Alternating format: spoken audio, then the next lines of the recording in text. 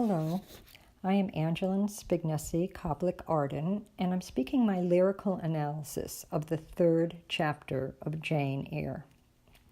And here we have what today in the psychological literature is called a benevolent witness, one who recognizes the trauma that another one endured and its effects, and who therapeutically listens and supports the other in a holding atmosphere.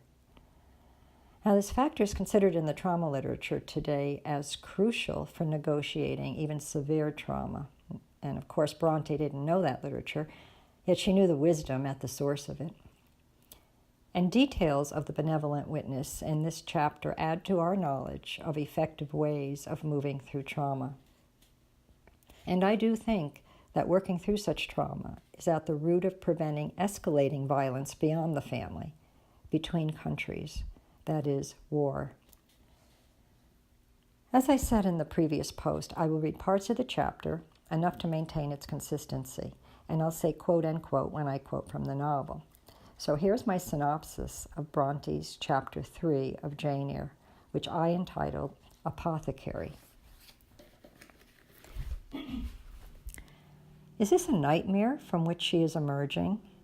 Here, red glare crossed with thick black bars. The voice is swirling or muffled. Slowly, she is being lifted. It is an arm behind her, tenderly supporting her to a sitting. Resting safely against it, red glare now nursery fire. The nursemaid Bessie with a basin in hand at the foot of the bed, and the gentleman behind her, he is not related to Mrs. Reed. She is immensely relieved that he is a stranger. It is Mr. Lloyd, not the physician whom Mrs. Reed calls for herself and the children, but the apothecary, called when the servants are ill. This man is asking her, does she know him? She pronounces his name, giving him her hand, which he takes smiling. They will get on well, he is saying, and he is instructing the nursemaid that there are no disturbances for the child that night, and now he is leaving with a suggestion of a return the next day. Yet the shelter departs with him, and a great grief falls upon her as the door shuts behind him. And Bessie is afraid of this sickness of the child. She is asking the other maid to sleep with her in the nursery, and so it is that Jane hears them discussing her quote-unquote fit, with its passing white figure and trailing black dog, the tappings on the door, the light over the uncle's grave, all in the child's screams. Now that child lies in dread. The narrator, Jane, notes that to the day she feels the shock of the Red Room. Yet addressing Mrs. Reed, she says she ought to forgive the woman. Quote, while rending my heartstrings, you thought you were only uprooting my bad propensities, end quote. Now the child is wrapped in a shawl by the hearth, and the tears on her cheek, they are those silent tears. And even with the cousins being out with their mama, even with Bessie beginning a kindness, now without reprimand or flagging, still the nerves are racked, nothing soothes. Bessie's attempt. Here is the tart on the painted china plate, with its rosebuds nestling, that bird of paradise Jane had always admired, could never touch, and here now, too late. Bessie suggests book. Jane asks for the favorite. It is Gulliver's Travels. More of interest even than the fairy tales whose elves she could not find, though she looked beneath leaf and mushroom. Yet Gulliver's diminutive and tower realm, she is sure they are located on her earth. So today she turns to her favorite book. Yet no charm. Instead, the giants and pygmies turn malevolent. And this Gulliver resembles, quote, a most desolate wanderer in most dread and dangerous regions, end quote. The book is placed beside the untasted tart. Bessie begins to sing a ballad of an orphan child, and Jane begins to cry. And so it is when Mr. Lloyd returns in the course of the morning. He asks whether she has been with tears, whether she's in pain. Bessie claims the child cries because she could not go out in the carriage that day with the Reeds. The man responds, "She is too old for that pettiness."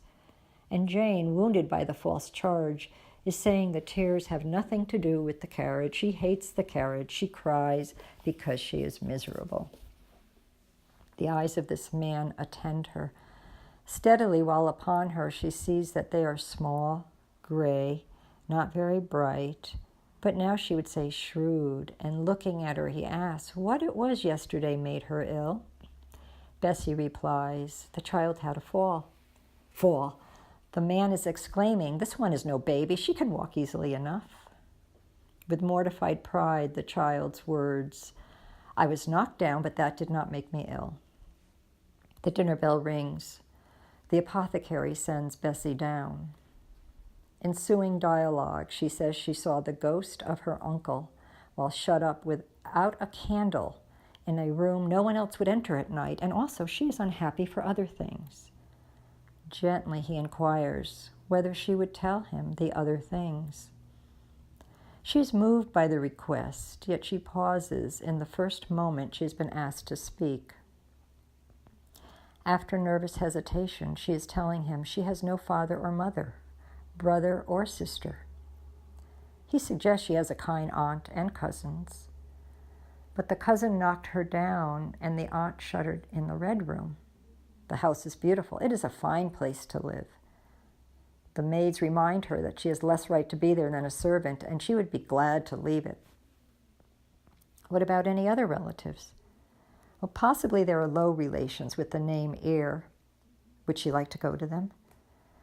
The child reflects, sees the ragged clothes, fireless grates, the manners that are rude.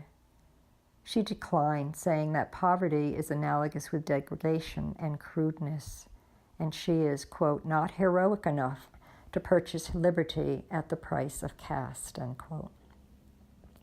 Would she like to go to school?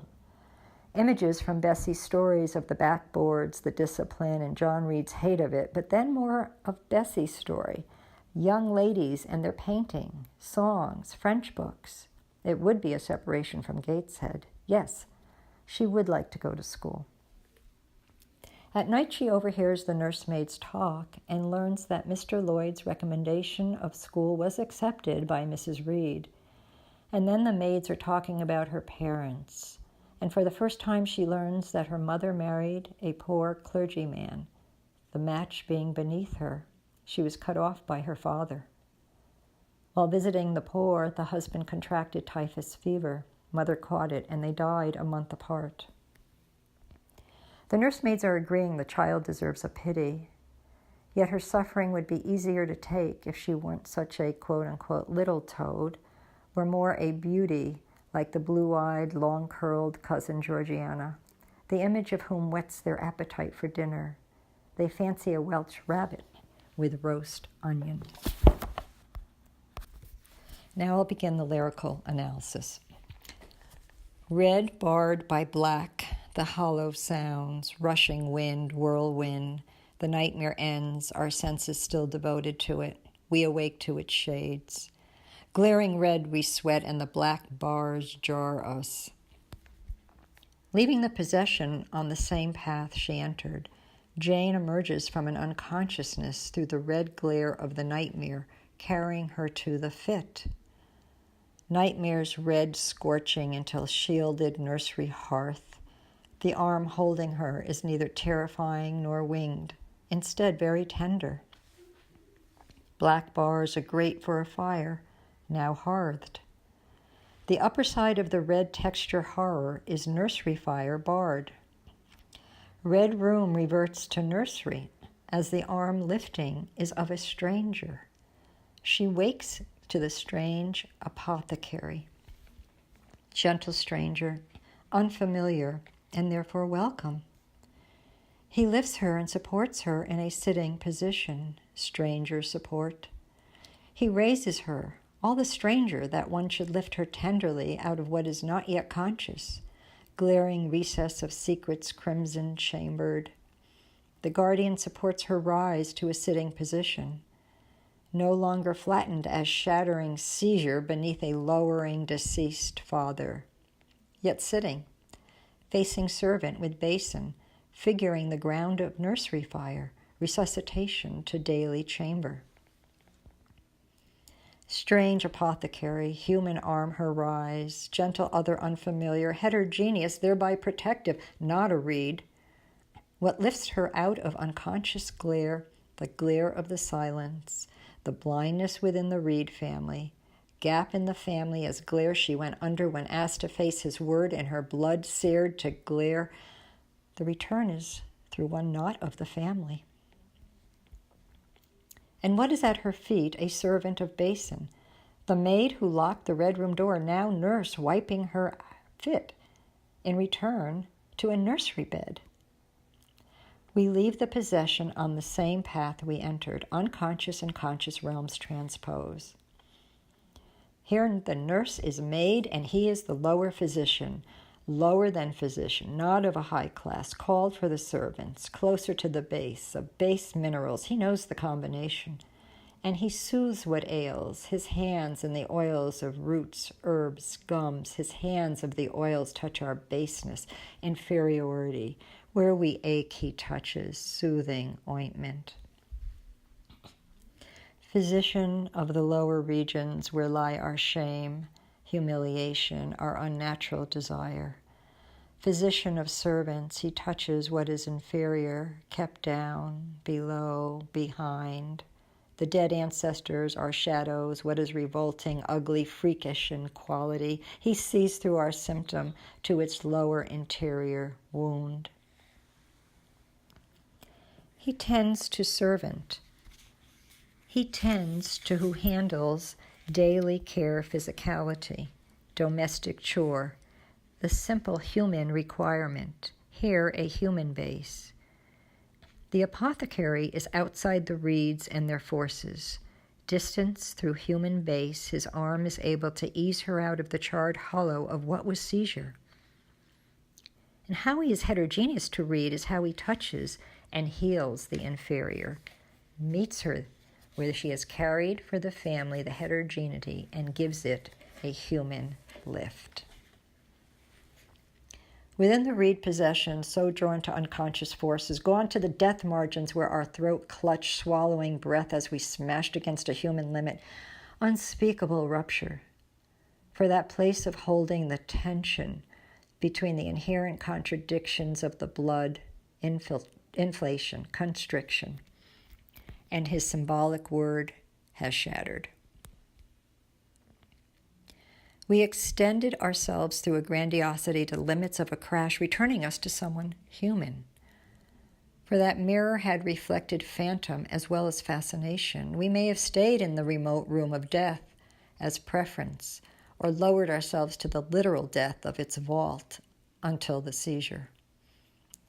Stepmother locked us in until deceased father descended, until we know now his word could not survive his death, yet requires this embrace in her red chamber. Through mother's order, we realize that father's word will not remain disembodied, requires human base to which we awake. The father lowered, and who raises us is who touches inferior confirmation of where we have gone under the father's descent, Mr. Lloyd, lower physician. For a long while, we have been complacent with these phantoms, happy in cragged terrain.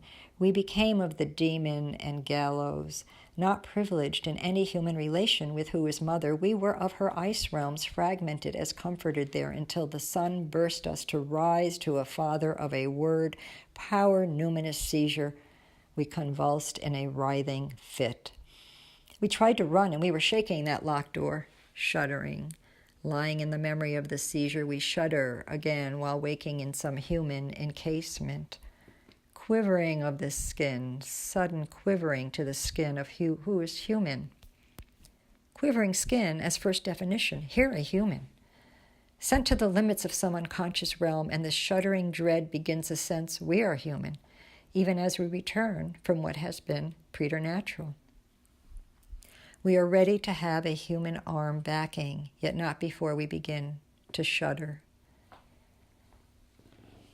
He first asks, quote, well, who am I, end quote. He is who locates his name, has a stake in her identification of him. He will not be fused with the glare place. He slices through the possession, not through reprimand or a further isolation, yet through identifying his human substance and asking her relation to that. Simultaneously, he preserves her humanity against encroachment, provides the space in which she can locate herself without infiltration, injury. And here is a lyrical section on Mr. Lloyd. Mr. Lloyd, consistent tweed, writhing bodies, blood sparks may have been chasing him. We thought we saw it, yet instead he sits still, and the red scorching now ribbons encircling some magic protective circle encloses screams subsiding. We are not within her sight or embodying what is her blindness. Spices, myrrh, and aloes, boiled lemons, and he also recommends a soup of garlic. Thickly skinned hands smelling of leather have caressed the oils, do not enter, instead the arm backs. Clocks chime, he leaves on schedule, protective guardian, his instructions say no disturbance, shielding us from further invasion, his tweed consistent. In his carriage, he carries a shelter. Now back to the lyrical analysis.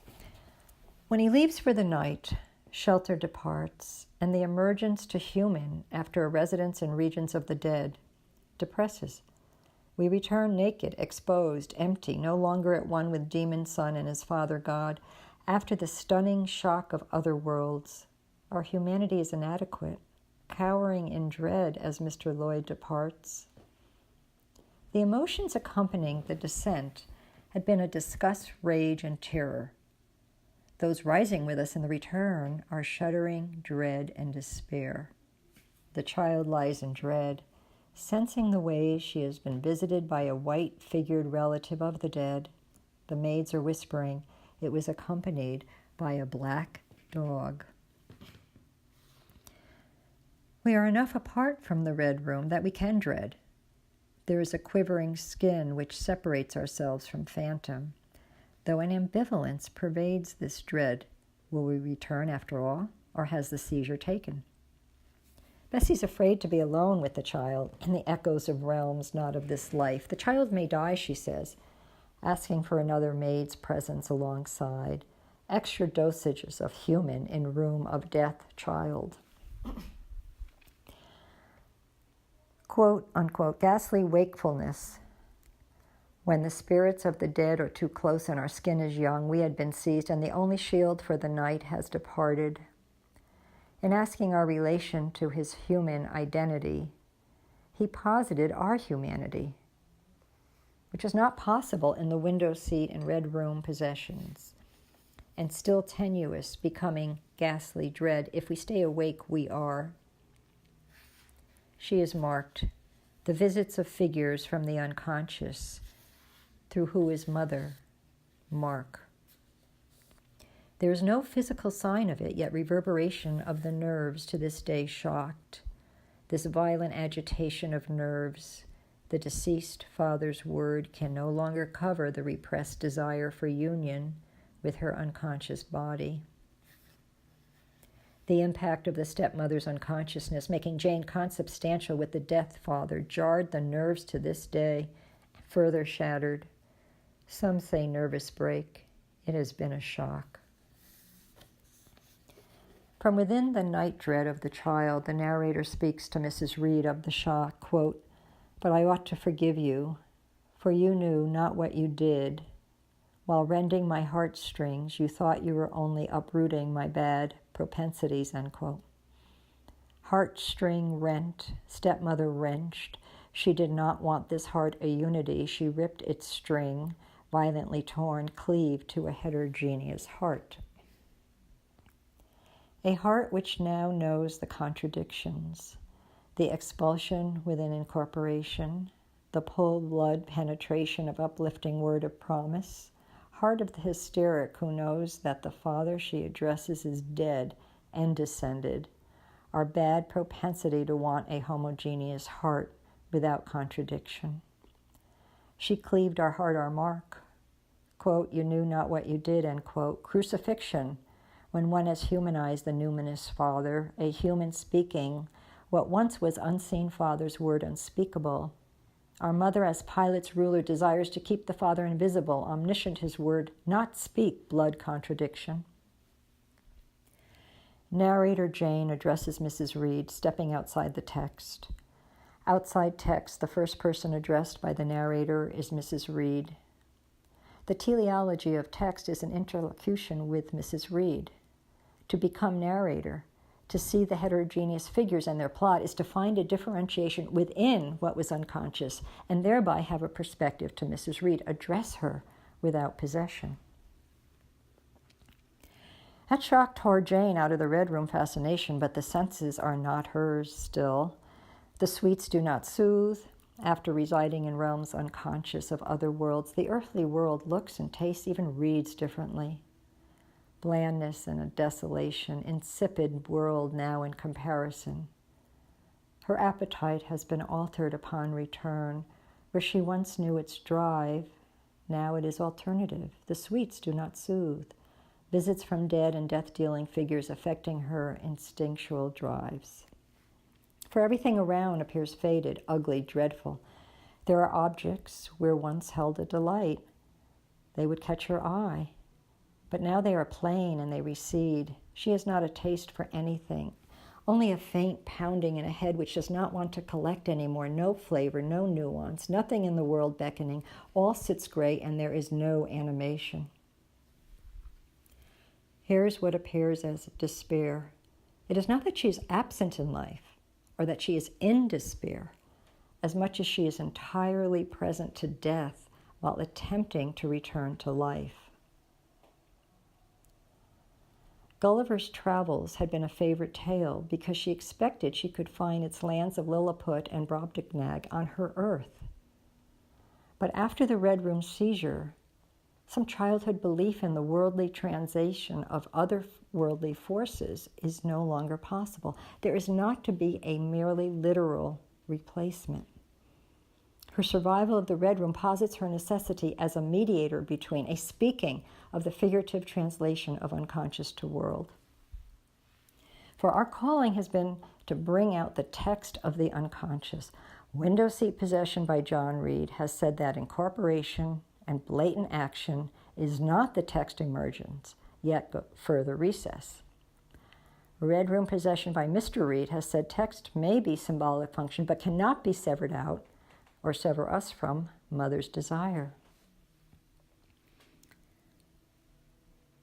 The child has been to a place precluding literal translation to natural world, and she lies suspended between death realm and lived world, not yet able to speak figurative mediation. But unlike the threshold place of the window seat, she is not happy here. Collision with numinous archetypal parent shatters complacent collusion with mother's unconscious, the naive hope that we can both resume knowledge of that omniscient universal parent through the unconscious place, as well as be delivered from it by him. Orphan is when we relinquish fusion with the unconscious forces, no longer window seat complacency. We find ourselves desolate, only slowly learning to reside in a human sense. Recognition of ourself as orphan requires human orientation.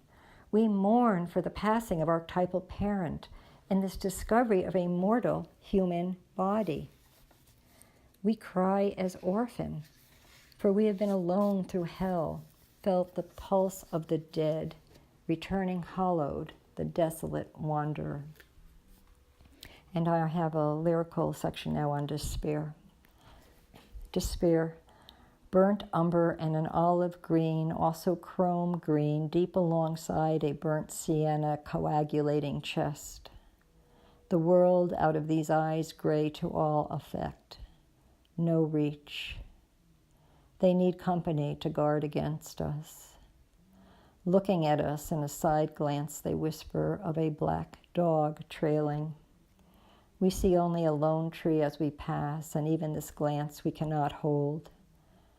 Having been shocked, we are disinterested.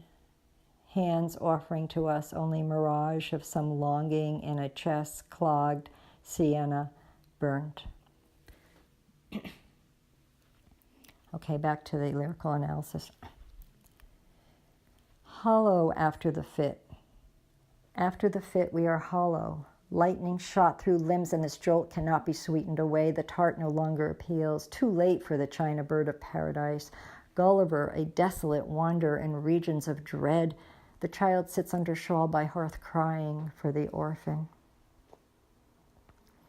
Orphan despair is where we can no longer find the protection for our unconscious experience, who was omniscient parent. Orphan is when we mourn the loss of uplifting through word of Father which was to deliver us. Nothing can express where we have been. The old ballads and tales no longer recount it. And we do not know the form or meaning of unconscious realm desired.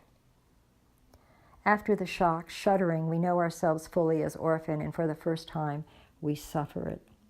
Interpenetration of unconscious with conscious becomes our orphan suffering.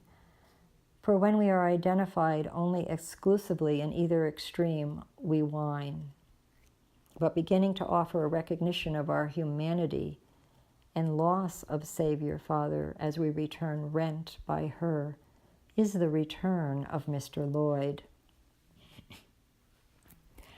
Mr. Lloyd stands in the interstices of unconscious and conscious realms while clarifying his human identity. Child's shuddering skin as first definition of a person not fused accompanies Mr. Lloyd's return the next day. Child was broken apart in fit. The fit in essential dismemberment resulting from the inflating fusion with the bursting sun and with the potentially uplifting word of omniscient parent. This mourning loosens. Dismemberment becomes suffering, allowing the child to move the possessions through her, return to humanity. The arm she awakens to is humanly tender, and when he returns the next day, he inquires upon her crying. Each possession requires something of us. As we pass each through us, we relinquish some of our preterhuman size, which requires assuming more a human size, speaking in language, those forces, human condensation, configuration. With Mr. Lloyd's return, Bessie tries to make surface excuses for the orphan pain. The Bessie input at this juncture is a denial of the realms from which we are being lifted. Bessie is who will not accept our residence in realms beyond the natural, yet instead reduces our state to the infantile.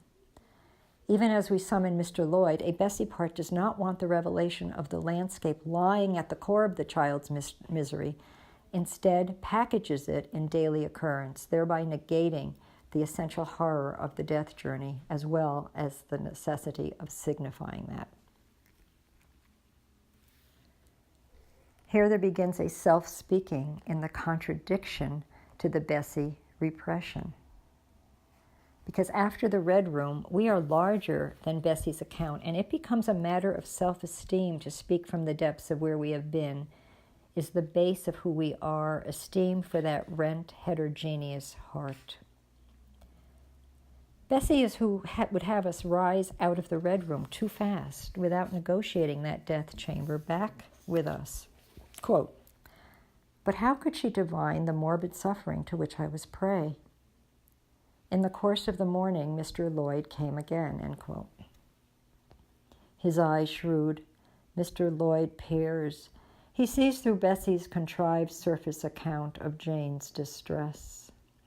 The lower physician assisting to carry the vision of the dead back to life does not fall for the simplistic Bessie cover.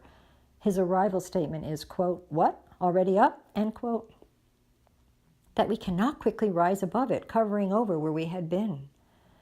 His arrival signals the articulation of the messages within the sickness, the direction within the fit, the word of her, quote, "morbid suffering," end quote. If the maid had stayed fixed in her position, had not gone down to dinner, there would have been another sort of possession. Bessie's requirement for consciousness through Red Room repression implies another seizure. That is, if no one had lowered to listen to the underlying meaning of the Red Room, Jane would have had to reside in a hysteria, flailing a continual pleading for the recognition of the reality of those phantom forces, infiltrating yet attempting delineation. At Bessie's descent, quote, "I was shut up in a room where there is a ghost till after dark," end quote. The beginning of acknowledging that the forces another calls unconscious are real is the beginning of a differentiation from Mrs. Reed and the Gateshead perspective, that the forces of our seizures are not real, therefore must remain unconscious. So Mr. Lloyd begins mirroring her through language. She says she is unhappy for other things. What are the other things? Reflecting and following, he gives her stance and voice, a space, a sounding. He asks for elaboration. His concern is with the human, her human pain, holding her through language mirroring, mirrored human. The one who lifts us up, asking to impart unconsciousness to consciousness, mirrors. Extension of the Red Room mirror. He was hired by Mrs. Reed.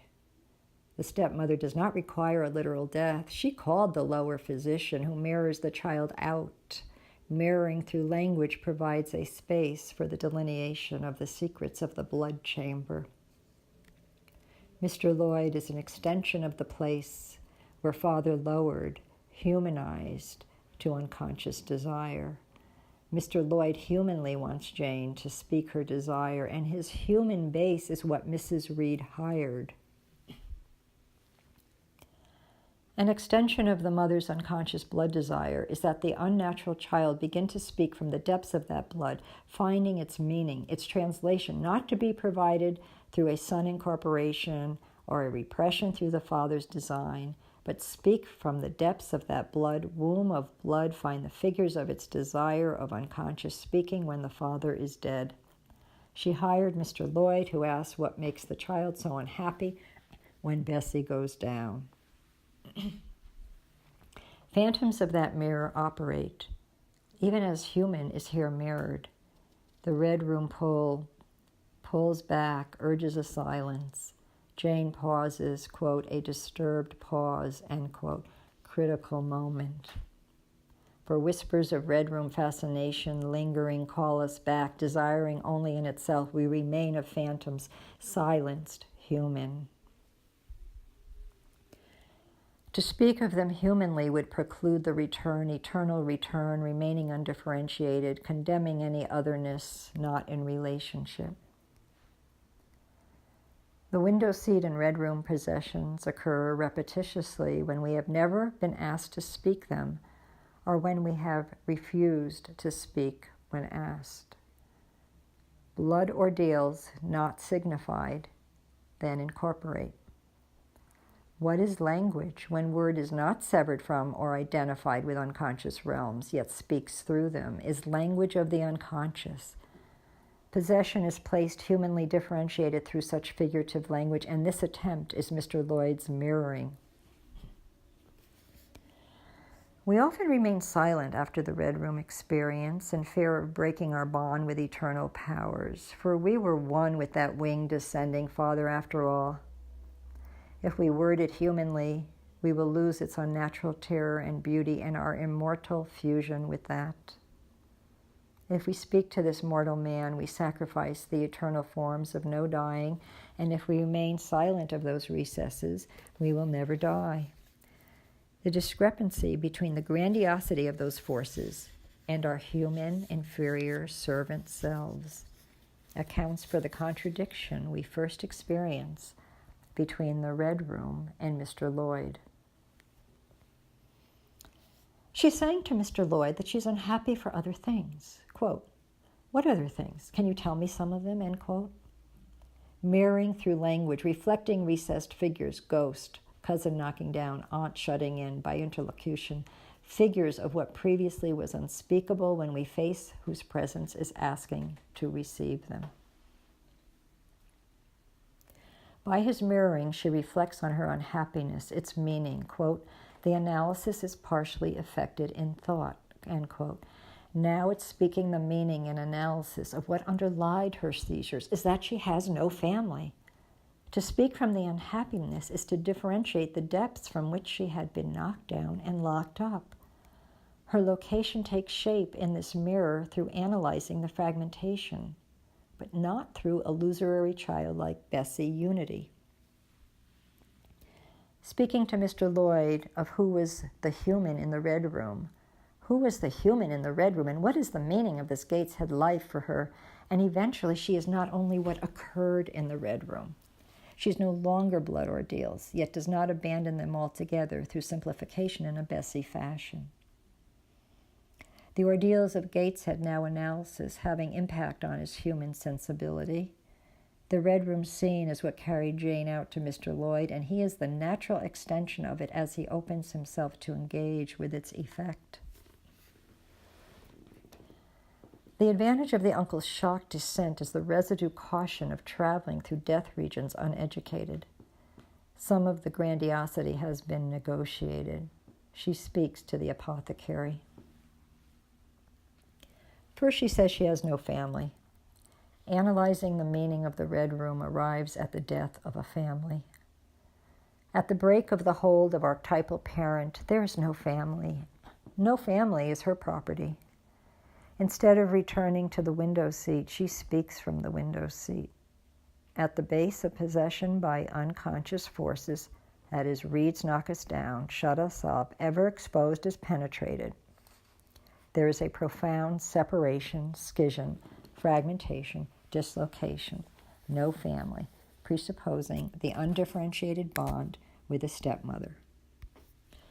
She claims the poverty of her relations, quote, fireless grates, rude manners, and debasing vices, end quote, human relations of her name debasing, kin to lowly, low relations called Eyre, to relate humanly lowly beneath Gateshead, beneath Red Room grandeur, is to err, error, to wander from the truth, to be mistaken, error, manner of progressing, or to make an error, err, to relate humanly is lowly, is to err, to be of errant, deviant, wandering, stray, to be erroneous in conclusion, quote, synonymous with degradation, end quote.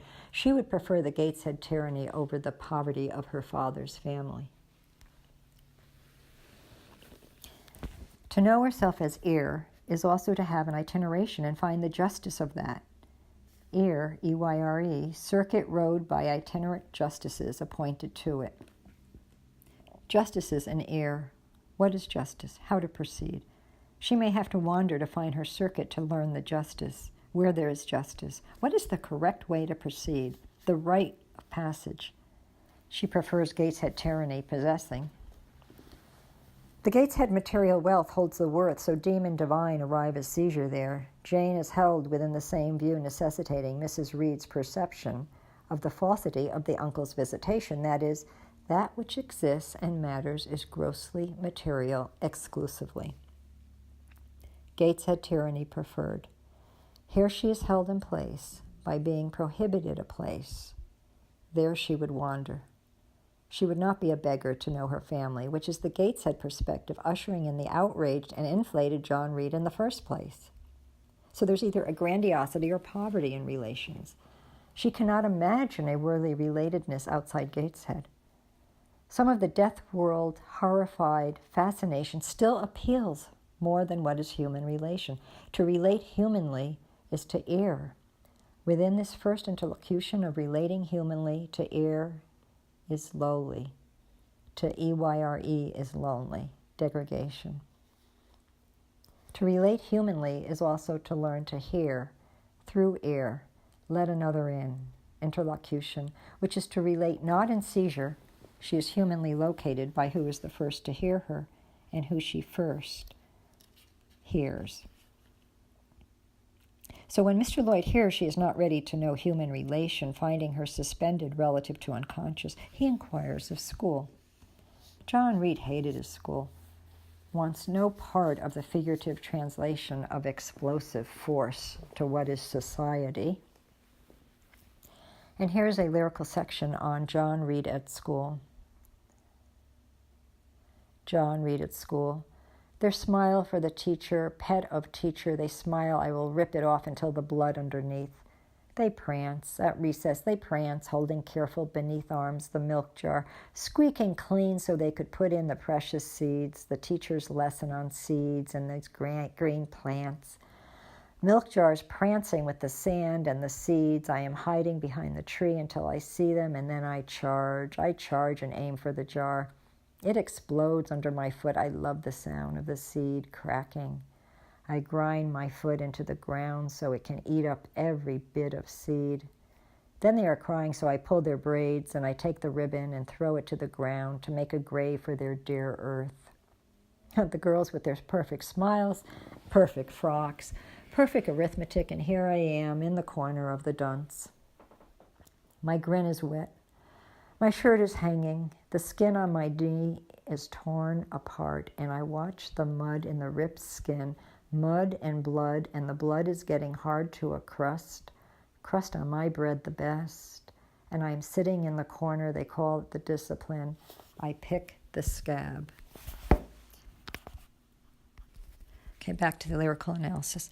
Mr. Lloyd is an extension of the Red Room Fit. He sees the forces with which we have been struggling and suggests a discipline. Not Reedian, more a Bessie story. We imagine learning French. We imagine the art class. Hands craft the minded hold of that force, school. Our way back is similar to that of our entry. Bessie's story inscribing other worlds draws us. In the dialogue with Mr. Lloyd, he follows her. They each have a say. He does not talk at her, speak more or louder. He begins with another viewpoint, of another, not a Reed. But gradually he yields his viewpoint. It is a beautiful place to live. To her singular discourse with a level of empathy. He is that aspect which is the potential for her developing empathy, through which she would begin to enter the perspective of another, placing her outside Gateshead, offsetting John Reed's inflation and rage. Mr. Lloyd does not exercise by authority, interpretation, or any sort of seduction, neither grandiose or patronizing. He does not attempt to supply an education or take care of her himself. He does not reappropriate Jane's Red Room experience into his own desire, his own design, or his structure of masculine consciousness, or another paternal law. For that father's word lowered, law of omnipotent, omniscient father sunk into mother's blood, which became a Mr. Lloyd assistance of Jane to articulation. Can you tell me some of the other things making you unhappy? Mr. Lloyd is not an extension or replication of a father's law overriding mother's desire. Yet that moment father's law descended through daughter into mother's blood, desiring impartation. Mr. Lloyd's focus on the specificity of Jane's discourse, which is different from his own perspective, involves the risk of loss of his position, identity, loss of himself, death. He does not attempt to adapt her to his viewpoint or order, and thereby he risks unsettling his own position. He risks his own unconscious plunge. The ability to meet another's psychological heterogeneity risks one's own death. And Mr. Lloyd is inferior enough for such risk, already knowing the inferior underside. He does not insist on her education in a masculine mode. In the dialogue with him, what gets imagined is a Bessie school, not a Reed school where one beats up, where the eruption of John Reed even beats up master, but a Bessie school where what is mastered is a plurality of crafts. Mr. Lloyd sends us to a place where girls learn to read, write, speak, sing, draw, impart the story. Woman not of materia, passive, inert, commerce exchange between men, as in the Gateshead possessions, by son, exchange for possession by father. The masterful possession of Gateshead implied the right to exchange the female, yet Lloyd, assisting her passage through Gateshead, arranges to send her to school. Not as commerce exchange. He gets nothing from it. Through the interlocution with Mr. Lloyd, the meaning beneath the Gateshead possessions becomes delineated as lack of family and denigration of human relation. The articulation of specific figures as ghost cousin, father's poor family, and what then emerges is the desire to go to school. For he is that mediating passage for us to go to a girls' school to learn what is the language of the locked crimson chamber, school of languages, toward which we begin a movement, yet only when he gets Mrs. Reed's permission. Because what is to be learned is the function of Mrs. Reed's desire. Post-Red Room School of Language and Craft is based on and by her desire.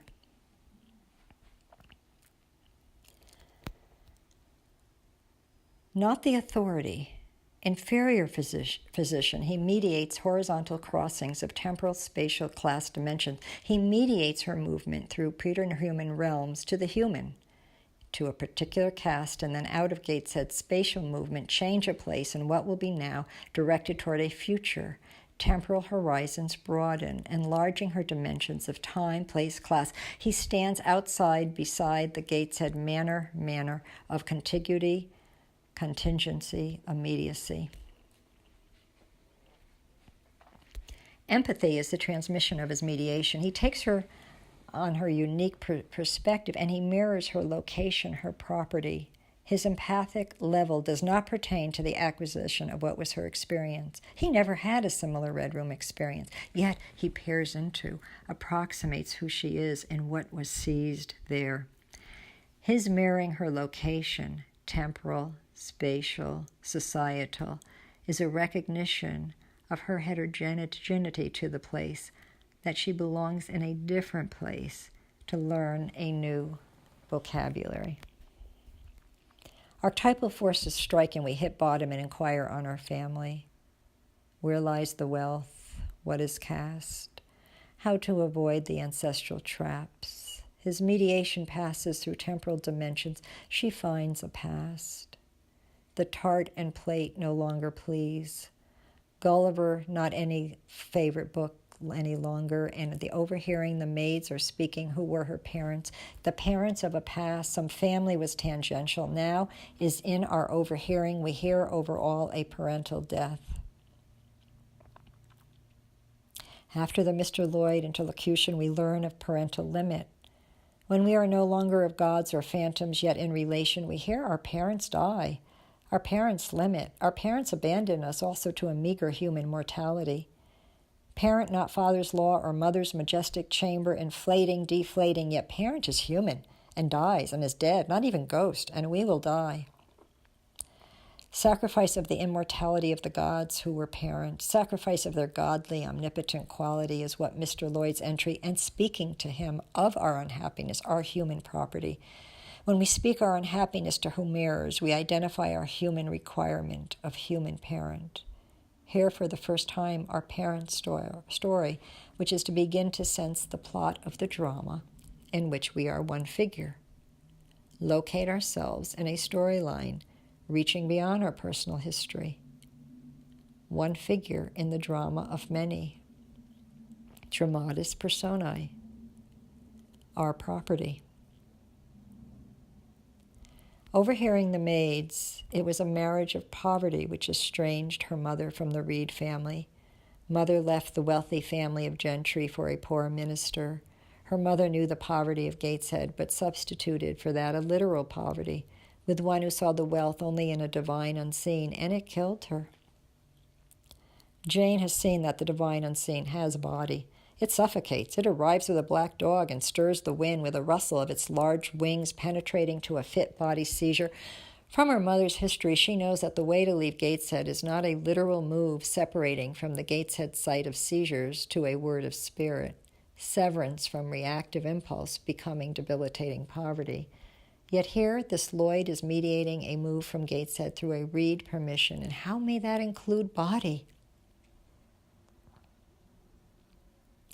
Hysterical choking fit. The hysteric recognizes that father's law, which had been bodiless, its impartial philosophies and mathematics, relieving us from corporal matter of density and desire, has body, recognizes that beneath father's law, word of his spirit, has been a desire for body, blood of womb body.